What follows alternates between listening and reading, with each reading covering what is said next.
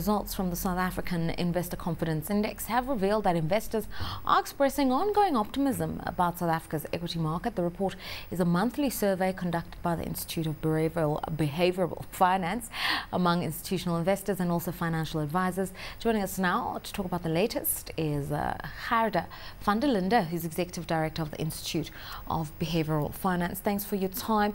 I mean, we do know that many investors for the longest time felt that, you know what, South Africa is a bit of an overvalued market. It's quite expensive to do business in South Africa. Was that the finding of this particular survey?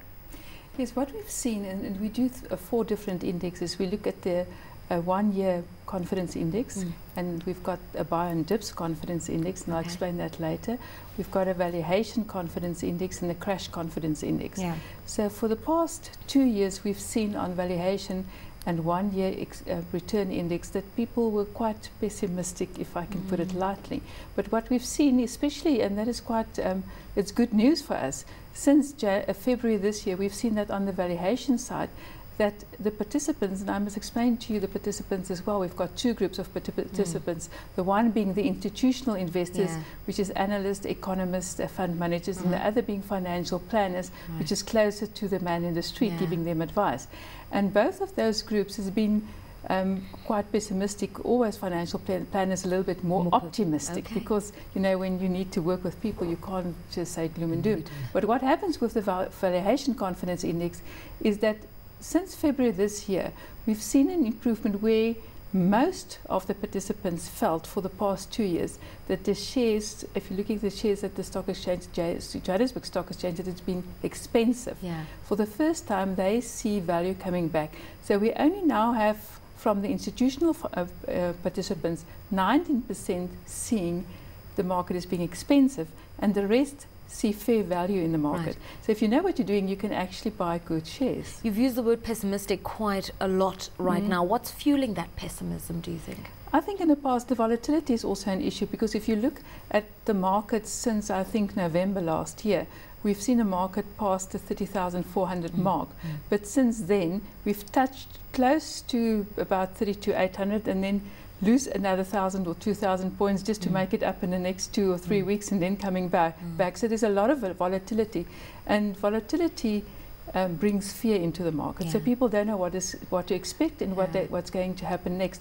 But I think what is happening here is the institutional investors have seen good company earnings and dividends in the past 6 months, and they expect that, you know, in a market that's quite low, that if it continues, there's going to be real value. That volatility, to what extent do your participants believe we could see another market crash? Because there's been lots of talk about double dip recession. Are we close? Are we not close? What do they feel? If I give you the answer exactly what we ask them, what do you think, what is the possibility of a real market crash in the next 12 months? And we've got 50% of the participants feel there's more than a 10% chance. So this is actually not very high.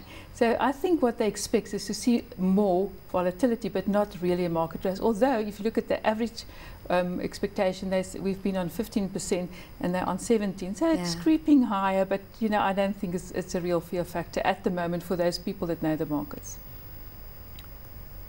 You talk about the financial advisors who are closer to the man on the street. And when a financial planner comes to you, they're talking about retirement savings, they're talking to you about unit trusts and investments. What are the trends we're seeing in terms of how we, the ordinary people, respond to the market? That's a big issue at the moment, because we've just had the National Savings Month, and the big concern in the marketplace is that we don't save enough. We don't save enough, and we don't start saving early enough.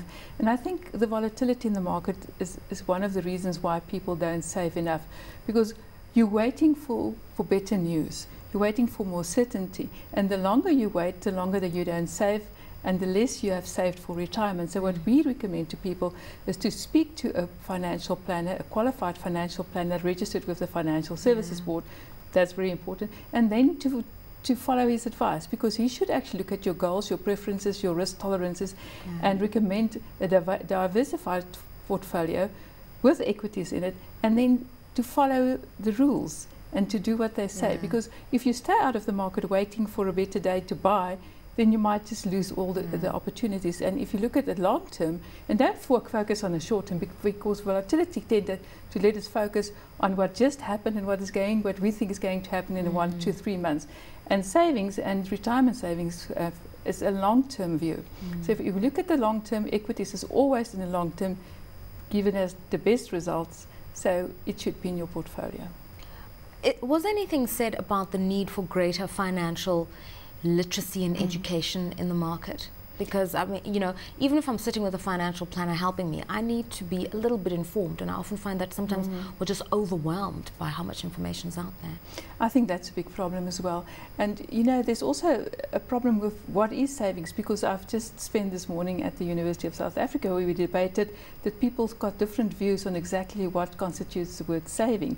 And I think that's one part of it, is to educate people what savings really is. But financial literacy, definitely, because I know that CISA has also got various projects going on, trying to educate people from school level on exactly what savings is. I know people start educating people on what a salary is and how to spend your salary, and to immediately put away part of your salary every month towards savings. There is, on various levels, people look at financial literacy, and I think even people that think that they are financial literate might not be financial literate.